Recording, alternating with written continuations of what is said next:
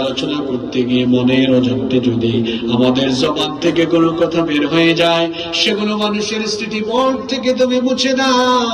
আর যত সত্য সুন্দর কথা বলেছি সেগুলো আমাদেরকে বাস্তব জীবনে আমল করার তৌফিক দান করে দাও রব্বুল আলামিন। আমরা যারা হাত তুলেছি, আমাদের জীবনের সগীরা কবীরা জানা অজানা যত গুনাহ আছে, দয়া করে সব গুনাহ তুমি মাফ করে দাও রব্বুল আলামিন। আমাদের স্ত্রী সন্তান পরিবারের সবাইকে মাফ করে দাও, আমাদের পিতামাতাকে মাফ করে দাও, আমাদের যাদের মা বাবা আমাদেরকে এতিম বানিয়ে অন্ধকার কবরের বাসিন্দা হয়েছেন, দয়া করে তাদের কবরকে তুমি জান্নাতের বাগান বানিয়ে দাও।